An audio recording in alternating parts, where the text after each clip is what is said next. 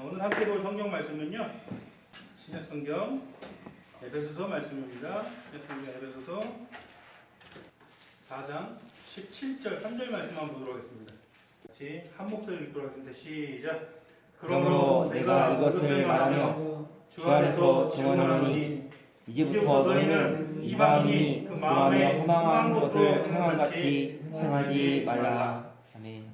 에베소서 4장 좀 전체적으로 좀 살펴보면서 하나님께서 우리에게 주시고자 하는 뜻을 우리가 함께 묵상하고 또 감사하는 시간이 됐으면 좋겠습니다. 성경을 보시면요, 특히 신약 성경, 특히 서신서들을 보시면요, 그런 말들이 많이 나와요. 그런즉, 그러므로 어떤 말들을 막 한 다음에 그런즉 너희는 그렇게 해라. 그 다음에 어떤 말씀을 막 하신 다음에 그러므로 너희는 어떻게 해라. 이런 구조가 참 많이 기억 많이 나실 거예요. 그렇죠? 오늘 본문도 마찬가지죠. 그러므로 이것을 말하는 그러므로 이게 무슨 의미가 있겠습니까? 성경은 특히 신약 성경은 교리를 선포합니다. 항상 교리가 어려운 거라고 머리부터 아픈 사람 많은데 어려운 거 아니라 그랬어요. 교리는 뭐라 그랬어요? 그냥 성경 말씀이에요. 성경 말씀인데 특별히 성경 말씀 중에 예를 들어서 발람이 그 사람들과 함께 갔더라 이런 구절이 나와요. 그럼 그게 교리입니까? 성경 말씀이긴 하지만 성경 말씀이잖아요. 틀림없이. 그죠? 근데 그냥 그 성경의 말씀이긴 하지만 그게 교리는 아니에요. 그렇다면 성경 말씀 가운데 하나님께서 우리 구원을 위해서 특별히 우리에게 특별히 주시고자 하는 모든 메시지들을 뭐라고 한다? 교리. 그것을 교리라고 하는 것입니다.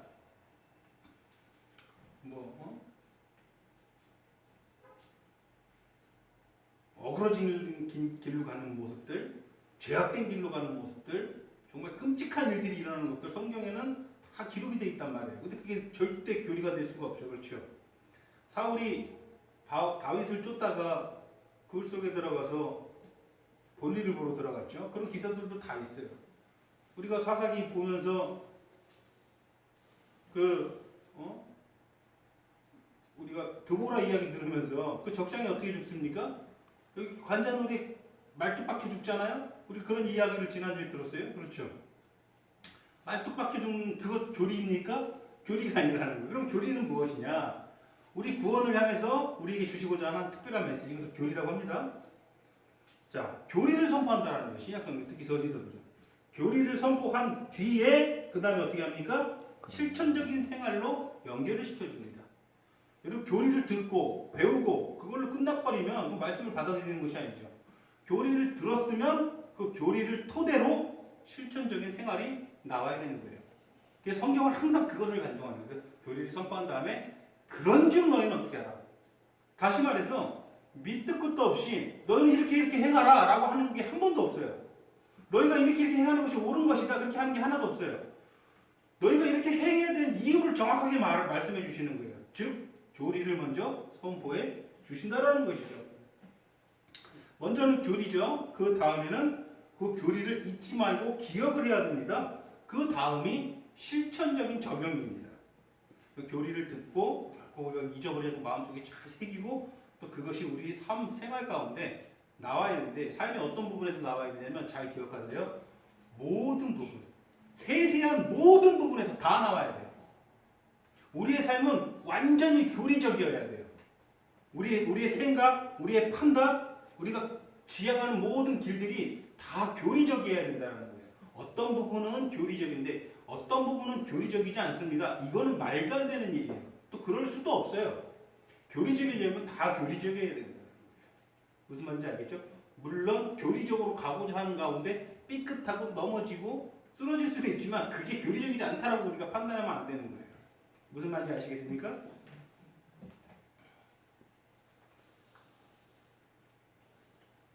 예를 들어 봅시다.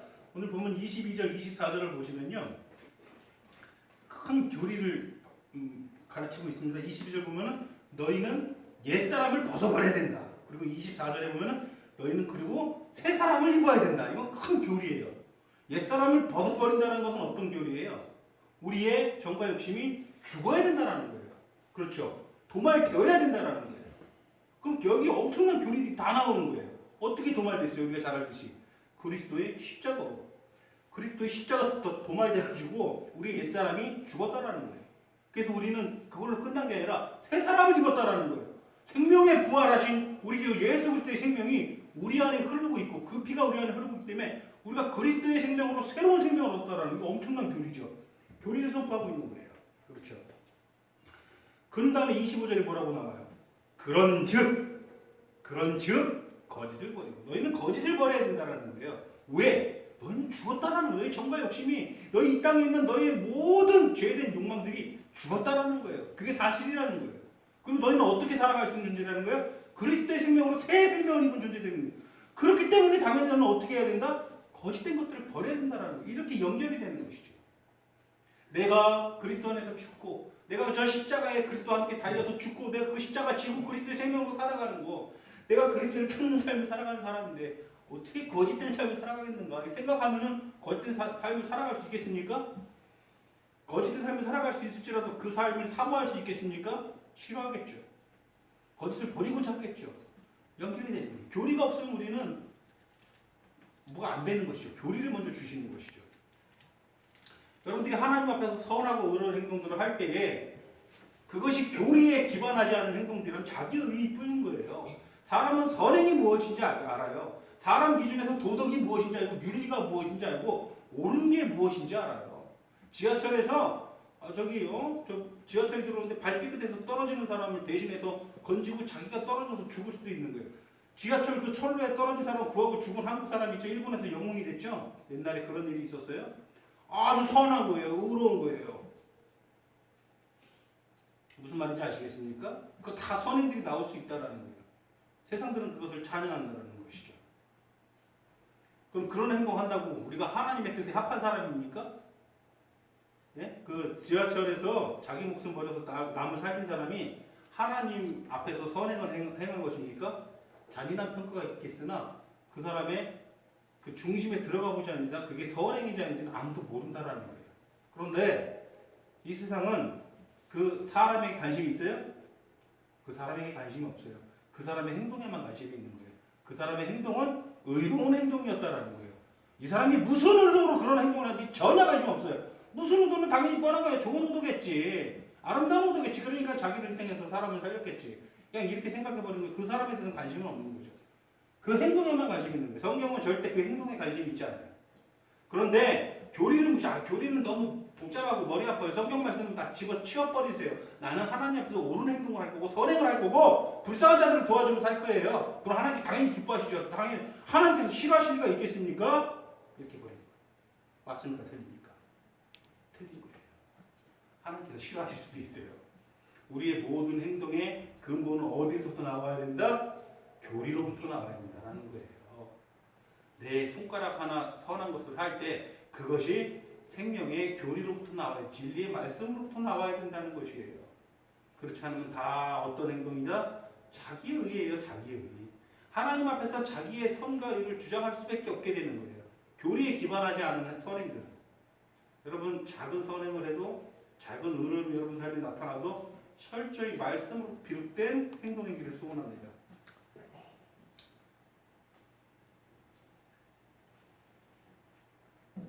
자기가 뭔가 하니까 마지막 날에 할 말이 많겠죠. 내가 주의 이름으로 이것도 하고 저것도 하고 병든 자도 고치고 내가 많은 이적을 행하였나이다. 그 말이 나옵니까? 주님 앞에 나와가지고 그런 말이 나오겠습니까? 자기가 한 게 돼버리는 거예요. 그러나 교리에 기반해서 선행을 해냈던 사람들은 어떻게 합니까? 분명히 선한 사마리아인은 주님 품에 갈 때 어떻게 말하겠습니까? 저는 죄인으로소이다. 이렇게 할 거예요. 절대로 제가 이것도 하고 저것도 했습니다 라고 하지 않을 거예요. 그런데 자기의 의에 기반해서 선행을 행한 사람은 반드시 하나님 앞에 나가서 제가 이것도 하고 저것도 함을 감사하이다 그렇게 기도한단 말입니다. 괴로운 기도는 옳은 기도가 아닙니다. 물론 내 안에서 나오는 선행에 대해서 하나님께 감사할 수 있는데 전적으로 그것을 내세워서 하나님께 뭔가를 이렇게 드러내고자 하는 것은 어리석은 행동입니다. 예수님께서는 자신을 버리시고 거룩한 생축으로 하나님께 드려짐으로써 썩어질 우리의 모든 더러운 죄악들을 다 제하여 주셨어요. 그리고 우리의 참 생명이 되어 주셨어요. 참 말이 성경에 예전 번역 성경에는 생축으로 들어있다. 5장 에베소서 5장 1절이거든요. 5장 2절이며 예전 성경에는 그리스도께서 너희를 사랑하실 것 같이 너희도 사랑 가운데서 행하라. 그는 우리를 위하여 자기를 버리사 향기로운 생축으로 이렇게 예배를 제물로 드렸다. 이렇게 나오는 요즘에는 향기로운 뭐라고 되어 있죠? 제물과 희생제물이라고 되어 있죠. 옛날 표현이 저는 더 가슴에 팍 꽂혀요. 생축. 하나님 제물로 드리는 짐승, 그 죽어가는 짐승처럼 하나님께 드렸다라는 거예요. 무엇을 위해서? 목적은 하나죠. 우리를 살리시려고, 우리를 거룩해 하시려고, 우리에게 새 생명을 주시려고, 나를 하나님 것으로 만들려고 생축으로 드렸다는 것이죠. 그렇게 해서 우리가 그리스도 안에서 새 사람이 되었다라는 거예요. 그런 즉 말하는 그런 즉 거짓을 버리고 참된 것을 하라는 거예요. 그것을 알았으면 교리가 갖는 의미가 어떤 건지 아시겠습니까? 여러분들 안에 새롭게 된 영혼 가운데 이 교리가 있기 때문에 여러분들 마음속으로 진정으로 감동을 하고 하나님께 감격으로 나아갈 수 있는 거예요. 교리가 참 중요한 거예요. 맞죠? 그렇죠?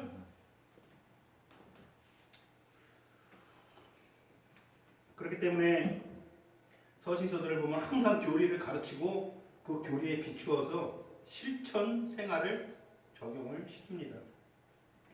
다른 곳을 더 봅시다. 4장 30절을 보면은 정확히 어떤 교리를 말하는 것인가요? 30절 같이 한번 읽어볼게요. 시작. 하나님의 성령을 근심하게 하지 말라. 그 안에서 너희가 구원의 날까지 인치심을 받았느니라. 자, 이 정확히 무슨 교리인가요? 하나님의 성령을 근심케 하지 말라. 그 안에서 너희가 인치심을 받았느니라. 여러분들이 성령 안에서 인치심을 받았다는 것은 무슨 말이에요? 확증받았다. 여러분이 성령 안에서 여러분들이 도장처럼 찍혔다라는 거예요. 그 안에서 늘 발견된다는. 다시 말해서 성령이 여러분들 안에 어떻게 하신다는 거예요? 거주하고 계신다라는 거예요. 어떤 교파에서 말하는 것처럼 여러분들이 하는 행동에 따라서 들락날락거리는 게 아니라 성령이 거주하고 계신다라는 거예요. 거주하고 계시기 때문에 여러분들이 죄된 길을 가고 헛된 길을 가고 어리석은 행동을 할 때에 그분이 나갔다가 여러분들이 다시 참여하고 하나님께 돌아오면 다시 들어오는 게 아니라 나가는 것이 아니라 여러분들 안에 계시면서 여러분들이 그렇게 행동할 때 뭐 하신다? 탄식하신다라는 거예요. 이 엄청난 교리입니다. 하나님의 신이 구약 성경에 보면은 내가 내 신을 만민에게 부어줄 것이다. 이렇게 하나님께서 예언하셨고 그렇게 약속하셨고 약속대로 정말 예전 사람들은 상상도 할 수 없고 누릴 수 없던 것들을 우리가 이 땅에서 누리고 있답니다. 여러분 세종대왕이 복음을 드렸습니까? 이순신이 복음을 드렸습니까? 아무리 역사의 위인이고 선인이라 할지라도 아무도 못 누린 것을 우리가 감히 누린다라는 거예요. 내 신을 만민에게 부어주리라. 그 복을 우리가 누린다라는 것입니다. 맞습니까? 네. 그 성령이 잠시 우리에게 임하는 것도 놀라운 일인데 아예 거주를 하고 계신다라는 겁니다. 이 교리입니다. 이게 엄청난 교리 아닙니까? 그렇죠? 이것이 진리이죠. 우리가 이것을 인식하지 못할지라도 하나님의 성령께서는 우리 안에 거하신다. 왜? 우리 안에 그리스도의 생명이 있기 때문에. 우리를 성령 안에 새겨 넣으셨다라는 거예요. 성령 안에 우리를 새겨 넣으셨다라는 거예요. 누가? 성삼위 거룩한 하나님의 사역으로 인해서 거룩하신 하나님의 신 안에 우리를 새겨 넣으셨다라는 거예요. 그 말씀하시는 거예요. 네? 그 안에서 너희가 구원의 날까지 인치심을 받았다. 새겨 넣으심을 받았다라는 거예요. 감격이십니까? 감동이십니까?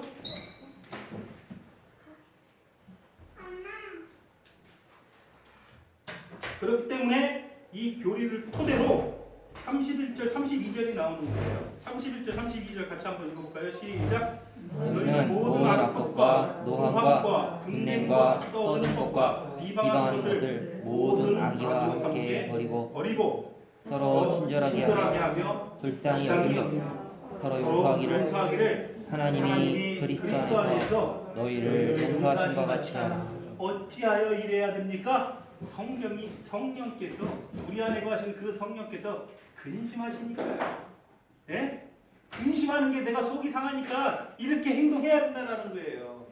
교리가 있고 행동을 말씀하시는 거예요. 밑도 끝도 없이 너희는 그냥 이런 시키는 대로만 행동하라. 아유, 이 시대 사이비도 아니고 이단도 아니고 정통적인 교회에서 이런 가르침을 가르치는 목사가 얼마나 많습니까? 묻지도 따지지도 말고 너희는 그냥 복종하라는 거예요. 아무 말 뱉은 다음에. 이런 얘기 들어보셨습니까? 교회에서?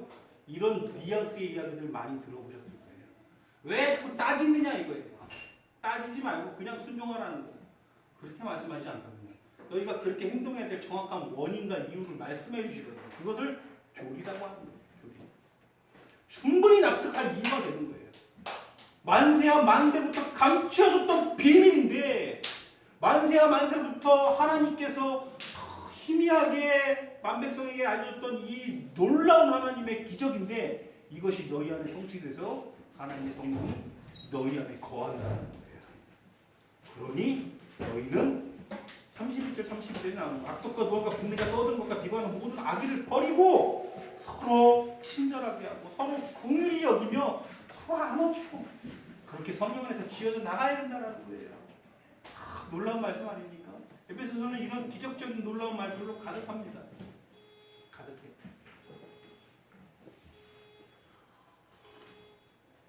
교리를 말씀하시고 우리가 마땅히 행할 것을 당부하시는 것입니다. 여러분 중에 성령께서 여러분들 안에 거하고 계신 성령께서 근심하고 계시는데 그것을 함부로 그렇게 무시하거나 지나쳐버릴 그럴 배짱 가진 사람이 있습니까? 여러분들 안에서 내 안에서 성령 그 거룩하신 성령이 근심하고 계시는데 그것을 함부로 지나쳐버린다면 답은 하나죠. 어떤 거겠어요? 복음이 뭔지 믿음이 뭔지 성령 충만이 뭔지 모르는 사람이겠죠. 그걸 조금이라도 인지하는 사람이면 그거 무시할 수 있어요 없어요? 무시할 수 없어요. 성령이 내 안에서 근심하고 계시기 때문에 내가 이 길로 계속 가서는 안 되겠구나. 마음이 답답하고 아프고 심령이 가난해지고 그래 해야 된단 말이에요. 하나님의 말씀은 언제나 적용이 돼야 된다는 거예요. 그러니까 적용이. 교리를 듣고 배우기만 하는 것은 아무런 의미가 없어요. 교리를 주신 목적은 그것을 우리가 듣고 배우고 기억하고 우리 삶 가운데서 실천적인 생활 가운데서 그것이 정확히 나타나야 되는 거예요. 어느 영역까지? 우리의 모든 세세한 영역까지 다 드러나야 되는 거예요. 아주 사소한 판단, 사소한 생각 하나도 다 우리는 복음적이어야 된다는 거예요. 교리적이어야 된다는 거예요. 비록 그대로 다 행할지는 못할지라도. 이해가 되십니까? 모든 생각 자체가 다 교리적이어야 된다는 거예요. 말 한마디 하는 거 하나, 세상 사람들을 대할 때 하나하나 행동 하나하나 하는 모든 것까지 다 우리 그리스도인들의 삶은 듣고 배우기만 하는 그런 이론적인 삶이 아닙니다. 또 철학이 아니에요. 우리의 삶은 실생활에서 영이 되어야 되는 거예요. 실제로 우리가 누려야 된다는 거예요. 우리가 가지고 있는 교리들, 진리들을 누려야 된다, 나타나야 된다는 것이죠. 만일 우리 삶이 상세한 부분까지도 그리스도인으로서의 삶이 실행되지 않는다면 우리 삶은 그 삶 자체가 하나님의 진리를 부인하고 있는 셈이에요. 사실은. 내가 입으로는 진리를 받아들입니다 고백할지라도 내 삶으로, 내 행동으로 그 진리를 사실은 부인하고 있는 거예요. 무슨 말인지 알겠죠? 저 영경씨 정말 사랑해요. 영경씨 이것 때문에 곤란하네? 잘 좀 해결 좀 하세요. 그리고 가면은 입으로는 정말 사랑한다고 해도 그 행동으로 사랑을 부인하는 거잖아요. 그렇잖아요. 우리가 하나님 앞에서 그런 죄를 범치 않기를 소원합니다. 아무리 강요해도 지나치지 않습니다. 우리 주님께서는 어느 날 제자들의 발을 씻기십니다. 베드로가 펄쩍 뜁니다. 제가 주님 발을 씻겨드려도 시원찮은데 어떻게 주님께서 제 발을 씻깁니까? 이것은 절대로 있을 수 없는 일입니다. 절대 제 발을 씻길 수 없으십니다. 베드로가 펄쩍펄쩍 뛰어요. 그러니까 주님께서 말씀하십니다. 뭐라고 말씀하세요? 그러는 거는 나와 상관이 없다. 이렇게 말씀하세요. 그러니까 베드로가 그렇다면 상관이 없더라. 내가 주님과 상관이 없는 사람이 된다면 제 발뿐만 아니라 손 그리고 머리 다 씻겨주세요. 이렇게 요청을 하죠. 주님께서는 말씀하셨습니다.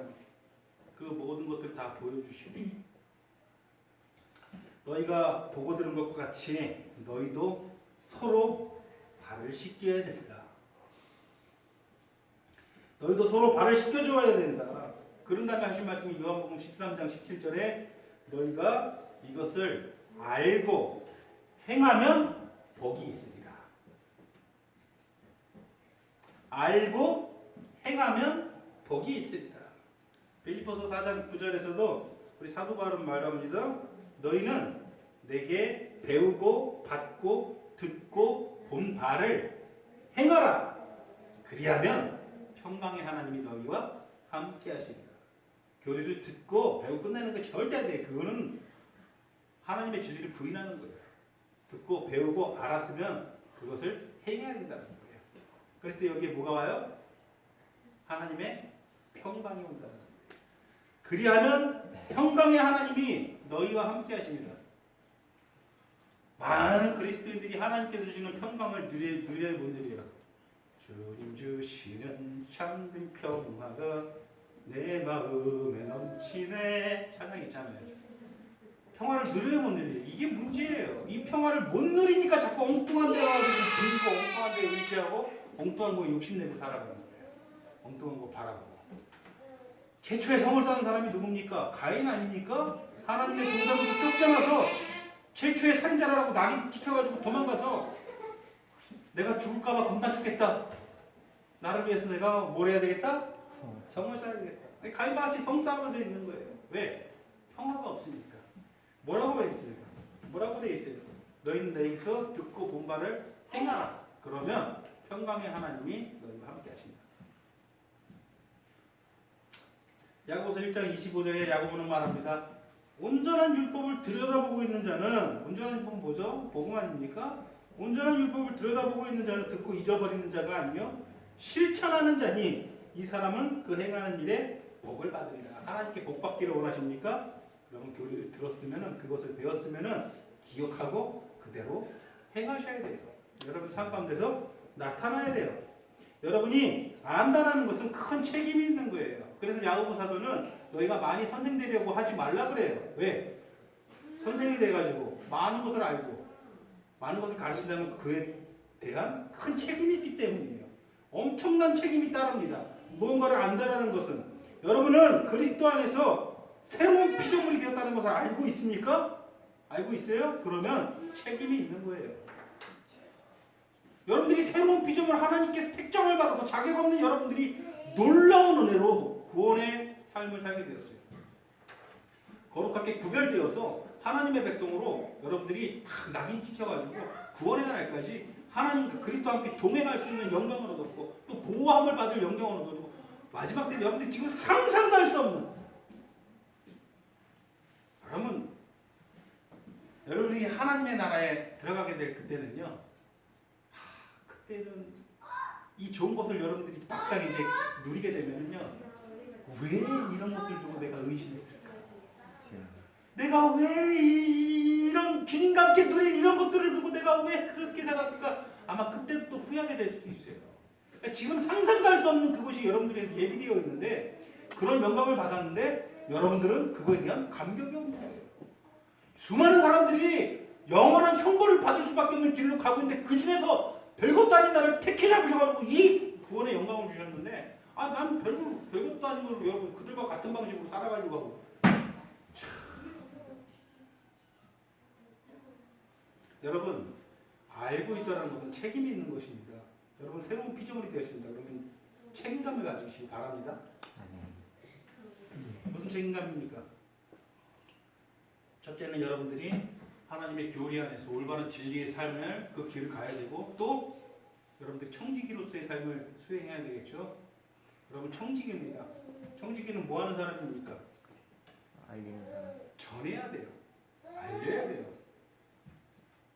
하나님께서 그냥 내가 너를 너무 귀하기 때문에 너 하나 살리려고 내가 너를 택한 거다. 이렇게 하지 않으셨어요.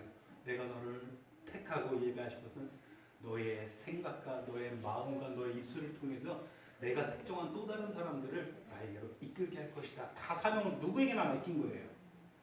청지기로서의 사명은 누구나 가지고 있는 거예요. 저만 가지고 있는 게 아니에요.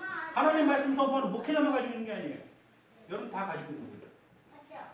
그런 노래가 있습니다. 제가 얼마 전에 들은 노래인데 하나님께서는 여러분들을 청지기로 부르셨는데 왜 주인 행세하고 있습니까? 이 땅에서. 왜 이 땅에서 안주해가지고 나그네로 여러분들을 부르셨고 청지기로 부르셨는데 나그네 인식이 없고 그냥 여기서 주저앉아가지고 푹 주저앉아가지고 청지기 노릇하려고 하지 않고 안에 들어가서 주인 행세하려고 하는 거예요. 맞아요? 틀려요? 하나님 앞에서 부끄러움을 느끼셔야 됩니다.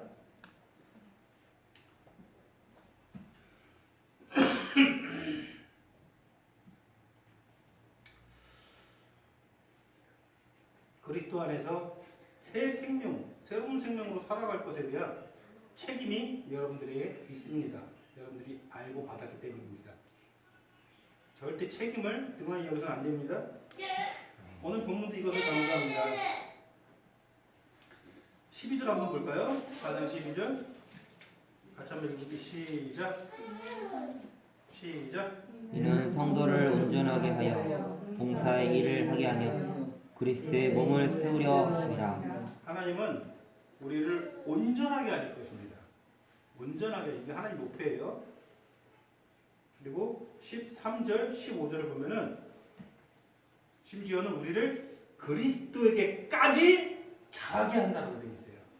그에게까지 이를 정도로 우리를 충만하게 한다고 해요. 우리를 온전하게 하고 어느 정도 수준까지? 그리스도의 수준까지 우리를 충만하게 한다고 해요. 이게 하나님의 목적이에요. 그리고 목적대로 반드시 이루실 것입니다. 맞습니까? 그렇기 때문에 오늘 본문이에요. 그러므로 17절 뭐라고 되어 있어요? 내가 이것을 말하며 주 안에서 증언하노니 그러므로 그렇기 때문에 이제부터 너희는 이방인이 허망한 대로 사는 것처럼 그렇게 살아가지 말라는 거예요. 이방인은 어떻게 살아가고 있다는 거예요? 허망한 대로. 너희는 그럴 존재들이 아니라는 거예요. 너희는 하나님께서 특별히 택해 잡으셔가지고 여러분들은 온전함 향해 가고 있고 그리스도의 충만한 분량까지 자라기 위해서 가고 있는 여정에 있다는 거예요. 그런데 왜 저 이방인과 같이 허망한 대로 여전히 행하고 있는가? 교리를 주시고 당연히 그 교리를 우리가 받았기 때문에 당연히 우리가 행동해야 되는 것을 알려주시는 거예요. 어려운 게 아니에요. 밑도 끝도 없이 아무런 가르침도 주지 않고 저 세상 사람들 보여줘? 세상 사람들 보이죠? 저 사람들과 살아가지 마세요. 저 사람들이 사는 게 뭐가 문제인지 왜 저렇게 살아가면 안 되지 말하는 게 아니에요. 이유를 정확하게 말씀해 주시고 교리를 주시고 교리를 토대로 우리가 실천적으로 살아가야 할 삶에 대한 부분을 선포하시는 겁니다.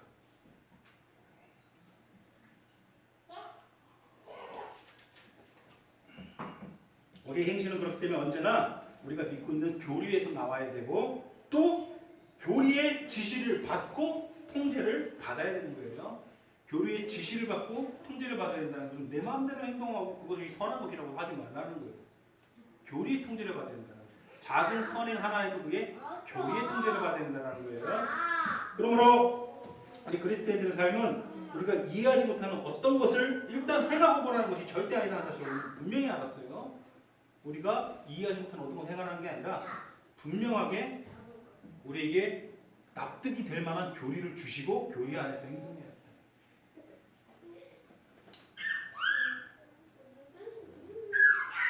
많은 교회에서 그렇게 가르치죠. 제법 진지한 마음으로 교회에 나온 그런 아름다운 영혼을 보고 이 시대 교회는 어떤 행동을 요구합니다. 그러면 그 불쌍한 사람들은 그것을 실천하려고 무지 애를 씁니다. 그것이 옳다라고 생각하기 때문에 교회 지도자가 그것을 요구하기 때문에 왜 그래야 되는지는 몰라요. 어찌해서 그렇게 행동해야 되는지 잘 알지는 못해요. 그저 그렇게 해야 복 받는다고 그렇게 해야 하나님의 축복이 있다라고 그냥 말을 하니까 그 법을 지키려고 기어이 지켜내려고 무진 애를 쓰면서 살아갑니다. 그 열정이 얼마나 헛된 열정으로 치우쳐버리는 겁니까? 이 교회 지도자들이 얼마나 잘못하고 있습니까? 하나님 앞에서 그렇게 열심히 있고 열정인데 그것을 아주 헛된 걸로 다 소모시켜버리는 거 아니겠습니까? 그렇죠. 어떤 것들이 있을까요? 때로는 금식을 강요합니다. 금식하면 그 기도를 하나님께서 잘 받으신다고 하니 일단 금식을 열심히 합니다. 또 그럼 주일성수 왜 해야 됩니까? 주일성수 하면 그냥 무조건 하나님께서 기뻐하시니 주일성수 해야 됩니다. 교리적인 어떤 내가 주일성수를 꼭 지켜야 되는 것은 맞는 얘기인데 주일성수를 교리적으로 꼭 지켜야 되는 그 어떤 교리적인 어떤 마음의 확신이 없고 그래야 된다라니까 그렇게 하는 경우도 많아요. 헌금도 마찬가지예요. 각종 감사헌금과 헌신 그리고 11조 헌금들 교회에서 그렇게 해야 마땅히 복받는다고 하니까 묻지도 따지도 않아요. 그래야 복받는다니까 기어이 그것을 지켜내려고 무지하게 노력을 해요. 그래서요 정말 우리가 볼 때 저 사람 신앙이 형편없다 하는 사람들도요 헌금에 무지하게 신경 써요. 여러분들이 바라보는 저 사람은 신앙은 정말 껍데기 신앙이고 참 알맹이가 없다 이렇게 느껴지는 사람들보다 더 헌금에 신경 쓰십니까? 자, 작은 교회들 우리처럼 개척교회 소규모 교회 사람들이 좋아해요 싫어해요? 왜 싫어해요? 압박이 되니까 싫어하는 거예요. 부담이 되니까 자꾸 이것저것 시키는 것도 많고 특히 헌금적인 부담들도 많이 주기 때문에 작은 교회를 다 피해요. 작은 교회 피해서 어디로 갑니까? 작은 교회 나와가지고 대형 교회 가는 거죠. 왜? 거기 간섭하는 사람이 없어요.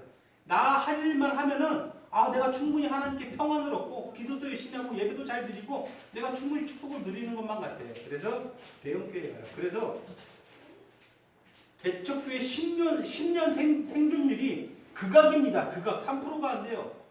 100군데의 교회가 개척교회를 했으면 10년 뒤에 생존해 있는 교회는 3개밖에 안 된다는 거예요. 그 3%에 든 것을 늘 감사합니다. 저는 그 극악의 생존율을 뚫고 우리가 생존해 있습니다.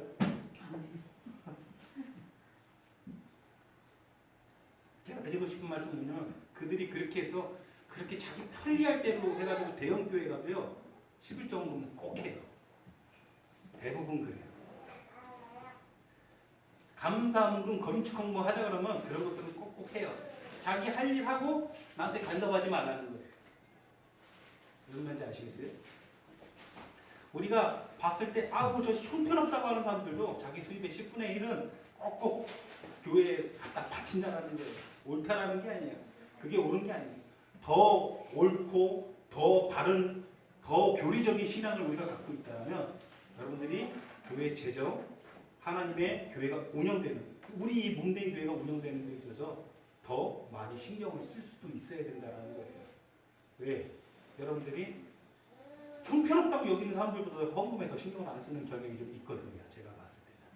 여러분들을 압박하고 싶지는 않은데 그런 경향이 좀 있습니다. 우리가 반성해야 돼요. 그것 또한. 우리가 저 사람들은 껍데기 신앙이고 알맹이가 없는 신앙 같다. 그 사람들보다 더 못하고 있다는 거예요. 어떻게 보면. 그러니까 누구를 정죄할 입장이 안 된다는 거예요. 교리를 토대로 행동을 해야 한다는 거예요. 헌금을 왜 합니까? 교리를 토대로 해야 돼요. 하라고 그러니까 하는 게 아니에요. 11조는 교리를 토대로 하는 그런 교리가 어디 있습니까? 내 생명이 그리스도 안에서 발견되고 머리 되시는 그리스도 안에 내 모든 행동은 내가 연합체로서 교회 일원으로서 나는 행동을 하고 내 모든 삶의 결정은 내가 영광된 그리스도의 머리 안에 붙은 이 몸된 교회로 부름받은 이 안에서 내 자존감을 찾고 내가 살아가겠습니다라는 고백이 있으니까 당연히 그 교회를 위해서 내가 내 물질이든 시간이든 뭐든 늘 헌신할 준비가 되어 있는 것이 그게 우선입니까?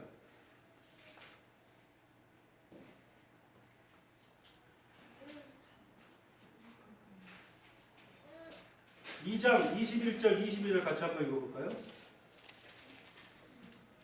20절부터 20절 2장 20절 21절 22절 같이 한번 읽고 시작. 너희는 사도들과 선지자들의 터 위에 세우심을 입은 자라. 그리스도 예수께서 친히 모퉁이 돌이 되셨느니라. 그 안에서 건물마다 서로 연결하여 주 안에서 성전이 되어가고 너희도 성령 안에서 하나님이 거하실 초소가 되기 위하여 그리스도 예수 안에서 함께 지어져 가느니라.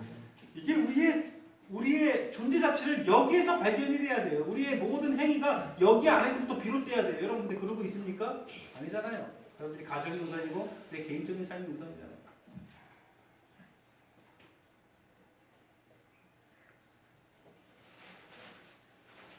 에베소서는 이런 좋은 교리들로 넘쳐납니다. 넘쳐나요. 축복하는 축복을 보세요. 3장 20절, 21절 제가 여기 축복 어떻게 합니까?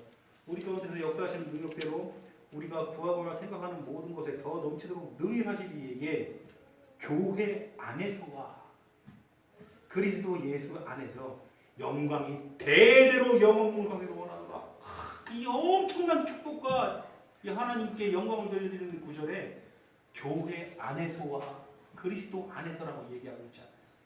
여러분들의 생명은 여러분들의 삶 자체는 교회 안에서 발견돼야 돼요. 교회에서 이것저것 하라고 뭐 그런 게 아니라 여러분이 자발적으로 내가 교회의 한 생명의 부분인 것을 늘 자각하고 살아간다면 모든 부분에 여러분들이 세세한 신경을 쓸 수밖에 없는 거예요. 그렇잖아요. 우리 장로님이 항상 와셔가지고 비지를 하고 하시는 모습 봐요. 안 하는 사람은 평생 한 번도 안 해요. 근데 왜 자꾸 하세요?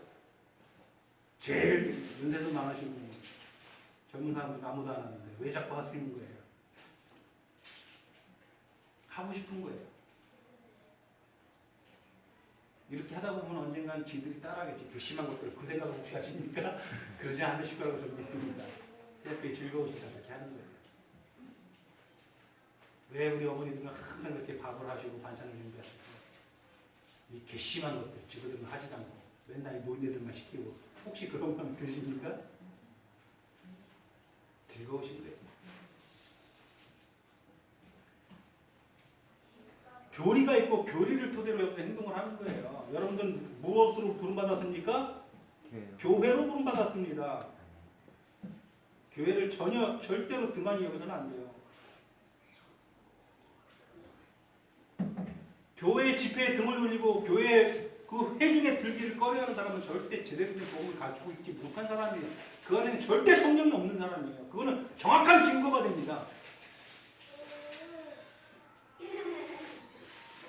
여러분들이 뭐 때로는 감상에 빠져서 지금 뭐 우리 떠나서 몇 년째 연락도 안 하는 우리 지체들을 향해서 내 지체가 내가 보살펴주고 기도해 아름다운 마음이지만 여러분들이 하나님께서 주시는 말씀 안에서 현실을 그렇게 외면해서는 안 돼요. 그들을 미워하라는 게 아니고 그들에서 기도하는 건 옳은 일이에요. 앞으로 계속 기도하세요. 그러나 그들이 뭐 참된 진심을 가지고 참된 우리 같은 믿음을 갖고 있다. 그렇기 때문에 내가 어떻게 행동한다. 그것은 내 생각이에요. 성경은 절대 그렇게 말씀하시지가 않아요. 망상이죠. 나만의 개인적인 망상이죠. 그냥 원하는 거죠. 그렇게.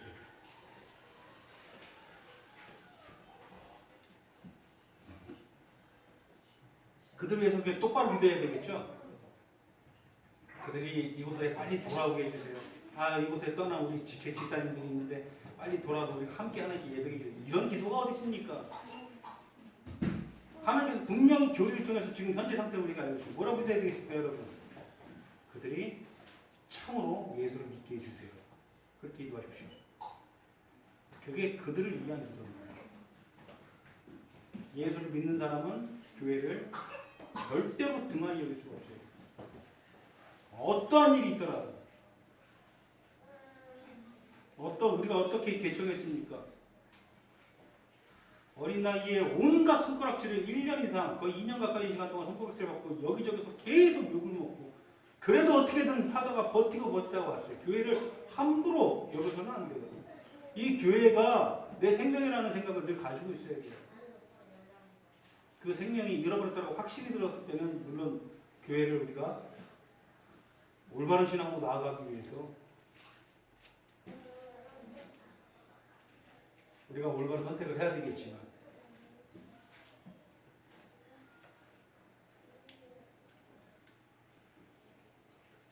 이제 너희는 이방인이 그 마음에 험한 것을 행함같이 행하지 말고 그러므로 하나님께서 우리를 온전케 하시고 우리를 충만케 하시는 목적으로 우리를 부르셨고 또 반드시 그 길로 우리가 가고 있기 때문에 그러므로 이방인의 허망으로 행하지 말라. 18절에도 저희는 마음이 굳어짐으로 말미암아 하나님의 생명에서 떠나 있도다. 전곡을 찌르잖아요. 하나님의 생명에서 떠나 있는 존재들이다. 그들과 같이 살지 말아라. 너희는 그런 존재가 아니다라는 거예요. 교리를 정확하게 주시잖아요. 말씀해 주시잖아요. 너는 그런 존재가 아니다라는 거예요. 하나님의 생명에서 떠나 있는 존재들을 바라보고 그들과 같이 하지 말라는 거예요. 그럼 여러분 반대로 여러분들은 하나님의 생명에서 떠나 있는 존재들입니까? 하나님의 너희는 생명 안에 있는 존재들이라 내가 특별히 너희를 사랑한다라는 거예요.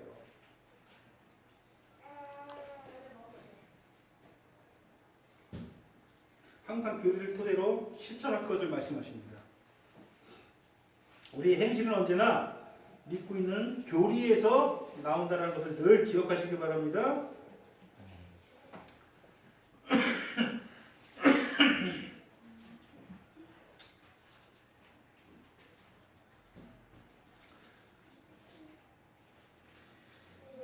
교회 안에서도 마찬가지예요. 어떤 사람들, 우리가 지체들을 대해도 그 지체를 보지 말고 지체를 보셔야죠. 그 사람을 보셔야죠. 그 사람의 행동을 보셔서는 안 돼요. 그 사람이 이런 행동을 하는 그 사람의 중심을 우리가 관심을 가져야 되는 거예요. 교회에서는 때로는 이것저것 시킨 대로 잘하면은 칭찬받고 신앙 좋은 사람이라고 평가하는 경우가 대형교회에 정말 많아요. 그 사람이 무슨 생각을 가지고 그렇게 하는지 관심 없어요. 왜? 교리 관심이 없기 때문에. 나는 교회에서 선행을 한 번이라도 해봤다. 한번 말씀해보세요. 내가 생각했을 때 이건 좀 잘한 선행이다. 한 번도 안 해보셨어요? 그럼 여러분들 정말 심각한 문제인데 내가 생각할 때 이게 선행이라고 생각해서 이런 선행을 좀 해봤다. 말 못하겠죠. 어떤 선행이든 그것이 교리의 바탕에 대해서 한 건지 여러분들 늘 점검하시기 바랍니다. 그래서 교리를 바탕으로 많은 선행들을 교회에서 행하기를 소원합니다. 교리를 바탕으로. 왜 형제를 사랑해야 됩니까? 형제를 사랑해야 되는 여러 가지 교리들. 형제를 사랑할 수밖에 없는 여러 가지 교리들이 성경에 있는 그것을 토대로 형제를 사랑해요. 그냥 내 의지로 내가 저 사람을 사랑해야지 그러면 한계가 있는 거예요. 무슨 말인지 아시겠습니까? 제가 독설가죠. 제가 그 옛날부터 독설을 사람들에게 가슴에 빗을 꽂는 이야기들을 많이 한다고 막 정평이 나 있는데 독설을 하고 나서요. 저는 또 마음이 되게 여린 사람이에요. 여기 있는 그 누구보다 잠도 못 자요. 그렇게 독설 저는 정말 독설 뵙고 저 사람은 정말 내 인간이야. 저 사람은 정말 독사 같은 인간이야. 그렇게 욕을 할 수는 있겠지만 그러고 나서 집에서 잠도 못 자요.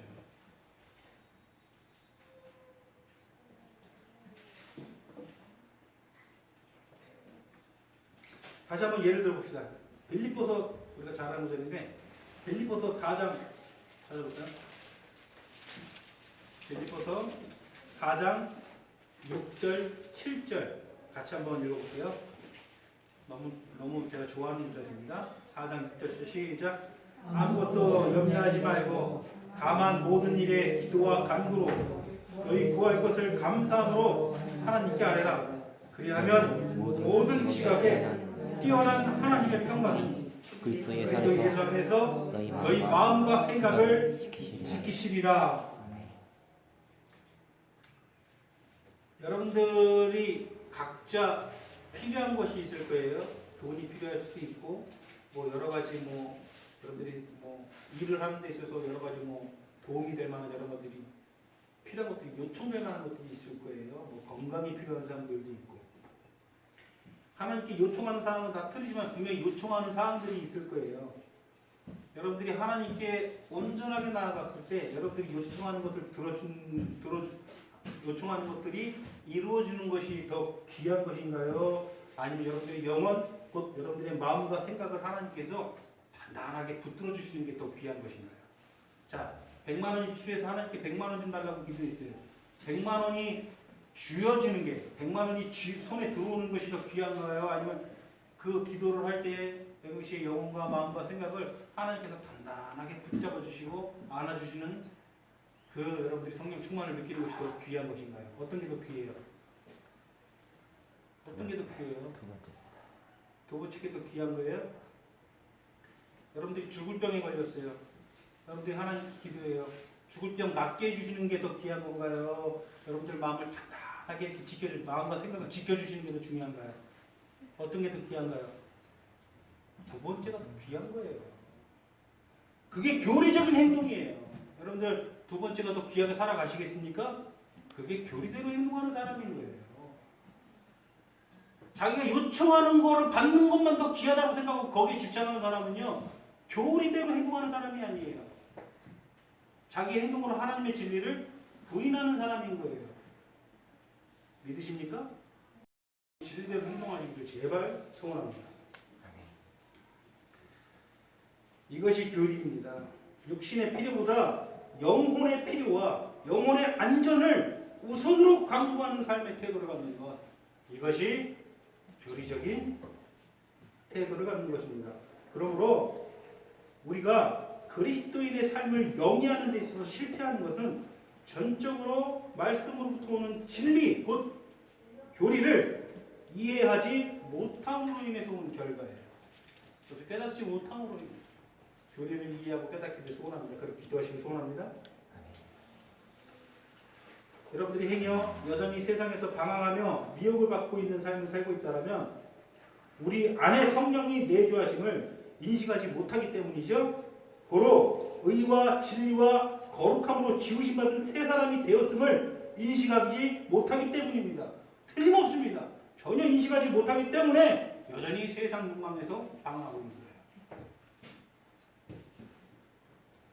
우리 생명이 그리스도 안에서 온전히 보존되고 있음에도 불구하고 그것을 전혀 인식하지 못합니다.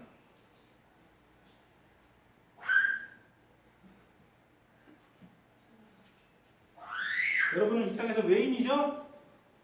본토인이 아닙니다. 여러분은 여기에서 영원히 거주할 원주민들이 아니에요. 외인이요 나그네예요. 여러분들 외인 맞습니까? 외인은 뭐하는 사람이에요? 잠깐 지나가는 존재들이에요. 빨리 지나가야죠. 원주민 행사하지 맙시다. 교리대로 살아가자는 거예요. 자기성을 쌓으려 합니까? 자기성 쌓지 맙시다. 우리는 나그네예요. 왜 원주민 토착민 행세를 합니까? 우리는 어디 토착민이에요? 저 하늘나라 토착민이에요. 맞습니까? 우리가 만일 교리를 이해하고 있다면 더 이상 세속적인 삶은 추구할 수 없어요. 그것은 불가능해요. 예, 교리를 알고 있기 때문에. 하나님은 그렇게 했기 때문에 우리에게 교리를 주셨어요.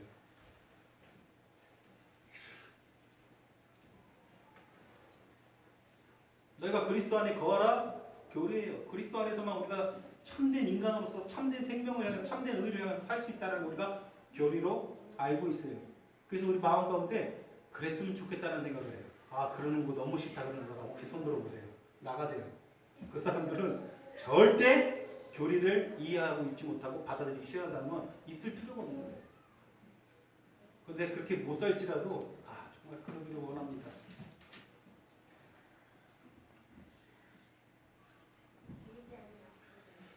그러니 아주 중요한 진리를 여러분들에게 전하도록 하겠습니다. 그리스도인으로서 내가 선해지고 싶다. 혹은 더 선해지고 싶다. 우리의 관심이 단순히 이런 것에 그쳐서는 절대 안 되겠습니다. 지극히 자기중심적인 고백이에요. 여러분이 단지 선하지 않은 것이 문제가 아니죠. 여러분의 문제는 무엇입니까? 여러분 하나님의 온전하신 목적에 여러분들이 실패하고 있는 것이 문제예요. 단순히 선하지 않은 게 문제가 아니에요. 무슨 말인지 알겠습니까? 하나님의 온전하신 목적을 먼저 바라보십시오. 온전하신 목적은 언제나 교회 안에 있습니다. 교회 안에서 여러분들이 행할 바가 무엇인지, 여러분들이 교회 안에서 어떤 포지션을 취하고 있는지 한시도 잊으셔서는 안 돼요. 거기에서 여러분들의 삶의 태도를 결정지어야 되는 거예요. 에베소서는 사실은요, 오늘 그 주제로 내가 말씀을 전하지 않지만 온통 그 주제예요. 온통.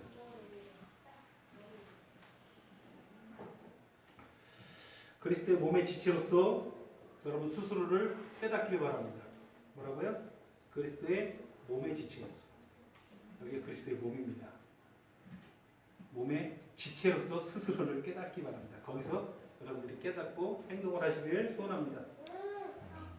그럼 바탕 위에서 여러분들이 하나님 보시기에 기뻐하는 삶을 살고 또 정말 영광의 날에 후회하지 않는 아무것도 몰랐지만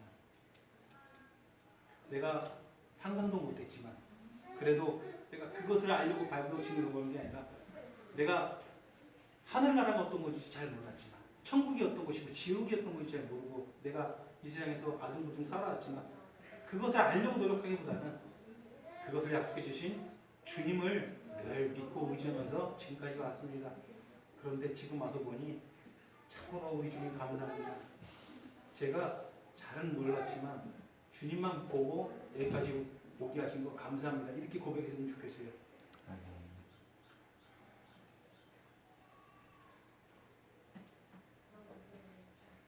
주님 계신 그곳도 난 알 수 없도다. 그 찬양 참 찬양이 참 놀랍죠? 난 알 수 없도다. 그래서 같이 한번 부르고요.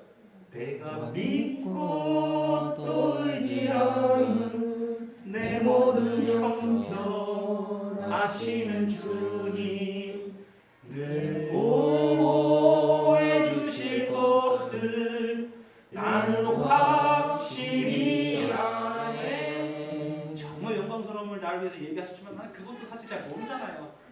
잘 모르니까 이 땅에서 집착하면서 살아가잖아요. 그런데 내가 늘 그럼에도 불구하고 날 돌보아 주시고 이끄시고서 내가 확실하게 하는 그거 하나 바라보고 갔을 때 결코 후회하지 않습니다. 갔을 때 와 이거 완전히 상상 이상입니다. 주님 이렇게 고백하게 되는 거예요. 기도하시겠습니다. 사랑의 하나님 오늘도 말씀으로 우리와 함께 하시고 우리가 비록 부족하지만 함께 모여서 하나님께 예배드리게 하심을 감사를 드립니다. 우리의 모습을 통해서 하나님 지극히 크신 영광을 홀로 받아주시고 또한 나타내 주시고 거룩하신 하나님의 이름만이 온전히 우리 모든 성도들의 삶 가운데서 높임 받아 주시옵소서. 우리가 질그릇같이 연약하지만 하나님 하나님의 능력과 지혜로 우리를 강하게 하시면 우리가 능히 산동길 수 있는 그런 강함으로 하나님께 나아갈 수 있사오니 우리를 강하게 하여 주시옵소서. 우리를 대적하는 모든 대적들을 주님께서 우리와 함께 하시면 우리가 능히 이길 수 있습니다. 우리로 승리케 하여 주시옵소서. 그리하여 이 교회가 정말 하나님 보시기에 기쁨되는 교회 되게 하여 주시옵소서. 예수님의 이름으로 기도드리옵나이다. 아멘.